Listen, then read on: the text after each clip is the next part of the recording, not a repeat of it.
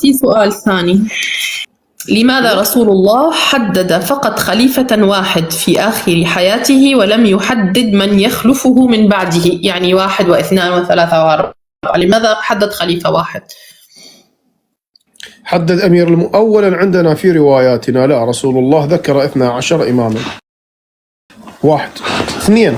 رسول الله ذكر العدد عند أهل السنة، قال إن من بعد 12 خليفة، إن من بعد 12 أمير كعدة نقباء بني إسرائيل، فكان يعلمهم. طيب لماذا لم يذكر الأسماء؟ لأن ذولا يقتلوهم، والدليل كل إمام قتلوه. الإمام أمير المؤمنين ضرب على رأسه، الحسن سم، الحسين ذبح، زين العابدين سم، الباقر سموه، الصادق سموه، الكاظم سجن 20 عاما وسجن وسم، الرضا سموه، كل الأئمة سموهم. وعندما يعرفون أن هذا إمام مباشرة فترة بسيطة ويقتل هذا الإمام مباشرة. فبالتالي لو كان رسول الله تكلم على أنه هذا ولدي سيكون الإمام من صلب هذا الولد نفسه يقتلوه والسلام عليكم فتنتهي القضية. ألم يقولوا لرسول الله هذا الكلام أنك كذا وكذا؟ ما يقتل يسم مباشرة. وبالتالي هم عندما علموا الأسماء سموهم واقعا. فلو علموها قبله، يعني أنا لو أقول أن هذا الأئمة سيكونون من ولد باقر ابني، يأتون ويقتلون باقر والسلام بعد ما تكونون خلص. أما إذا أنا ما قلت أعطيت الأول، لأن الأول ما يقدرون يفعلون شيء لعلي بن أبي طالب، يعني مباشرة يقتل وهكذا، يبقى في مدة معينة. فقال رسول الله أنه علي. أما عندنا الروايات لا موجودة في الاسم للعلم، حتى عند السنة، كل رواية. تفضلي. تمام. أنا سأتوجه لمن يكتب لي: يا أختي من الناس الموجودين عندك هم أمانة برقبتك، وما يسمعون هو تدليس وكذب، فلا تكوني السبب. أول شيء كل نفس بما كسبت رهين. أنا ما راح أحملكم على ظهري، كل واحد يدخل هو كفيل بنفسه. روحوا تشاهدوا أشياء ثانية. ثاني شيء، شو دلس الشيخ؟ يقرأ من كتبنا. أنا فاتحة في نفس الوقت معه من الناحية الثانية، يقرأ من كتبنا. نحن نقرأ من صحيح البخاري ونقرأ من سير أعلام النبلاء للإمام الذهبي. ففين التدليس؟ هناك أسئلة تسأل ونحن نريد عليها إجابة فقط، ما في أي إشكال، لا زائد ولا ناقص. أردنا منذ قليل في بداية اللايف، أردت أن أدخل معنا شخص من أهل السنة يجيب ويرد، طلع يشتم. أنا ما أريد في شتم في لايف خاص فيا، ولا أريد في لعن في لايف خاص بيا، ولا أريد أي شيء. اللي معارضه كلام الشيخ يرد على الشيخ كتابة، ما راح أدخل معي أي شخص. أنا لا أدخل معي أحد، لأنه الكثير يكذب ويدخل يقول أنا فلان الفلاني مسالم ومحب وبعدين يصير يشتم فيه، يشتم لي في عرضي. أنا امرأة ما أتحمل أنه أحد يدخل يشتم لي عرضي. فليه تقولوا يدلس؟ طيب أين هو التدليس؟ نحن سألنا عن السيدة خديجة، فالسيدة خديجة هي مقدمة على السيدة عائشة، وهذا من كتبنا نحن. ورسول الله الذي قدمها، لا قدمها الشيخ فلان ولا الشيخ علان ولا الشيخ زيد ولا الشيخ عمرو. كمل من النساء قال كثير من الرجال كثير، وكمل من النساء 4. سيدتنا خديجة مقدمة على سيدتنا عائشة، شئنا أم أبينا هذا قول رسول الله وليس قولي أنا. فالموضوع مو موضوع. السؤال كان لماذا ترك ذكرها فقط. فإذا هي كانت كاملة ففين الإشكالية؟ يعني فين هو التدليس الذي أنا سأتحمل وزر؟ لا تحمل وزر أحد، أقولها لكم أمام الله سبحانه وتعالى. أنتم كل نفس بما كسبت رهينة. اللي ما عاجبه اللايف يتفضل يخرج، لا تحملوني لا مسؤوليتكم ولا أي شيء.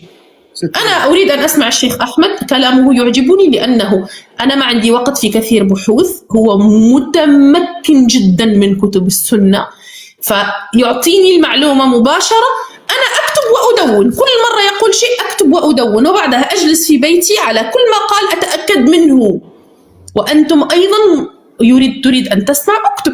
ليس كل ما يقال يؤخذ، يعني ليس لأني ساكتة وأسمع، لا، هذا أدب الاستماع، أدب المحاورة هذا.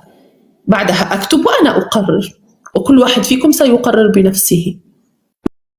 ما عجبكم الشيخ أحمد إمامي، اعتذر، ربط الاسم الشيخ أحمد سلمى. فما عجبكم الكلام ما تحضروا معي، ما أعجبكم الحديث لا تجلسوا معي، ما أعجبتكم أنا اجروا. طيب هم من يقول الآن دعوة لكم جميعا، دول مو مشايخكم؟ طيب أتحداهم خلي يكونون في صفا وفي وصال. مستعد أناظر في شهر رمضان بالقناتين لكن بوقتين مختلفات. خلوا مشايخكم يتشجعوا، أنتم ليش خايفين؟ تتكلمون احنا ندلس. هسه بدي افتح كاميرا امام الناس ونطلع الكتاب، وهذه الكتب عندي. انتم تبقون بهاي الخرابيط، مو انا اللي ادلس، اللي يدلس البخاري صاحب 6000 وكسور روايه. اجيب لك كتاب المدلسين في كتاب البخاري، مدلسين في البخاري 6000 وكسور روايه مدلس. هو البخاري مدلس، ابن مندى ذكره وذكر هذا الكلام في اساس التقديس. تعرف شيخ احمد الحقيقه تؤلم.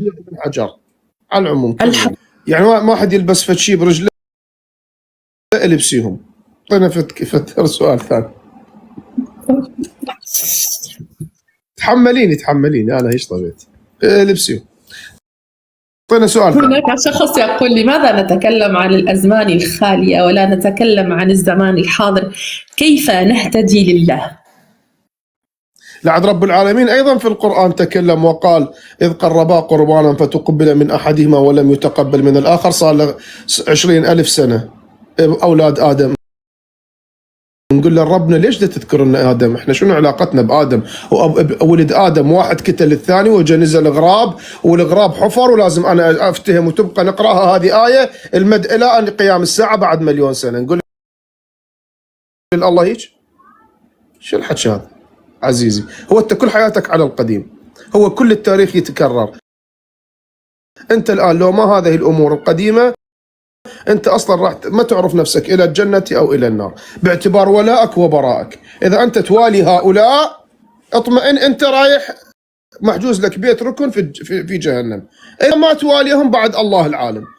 أنت غير تعرف الحق والباطل، حتى الله يقول لتستبين ولتستبين سبيل المجرمين. الله يقول أنا شلون أعرف سبيل المجرمين؟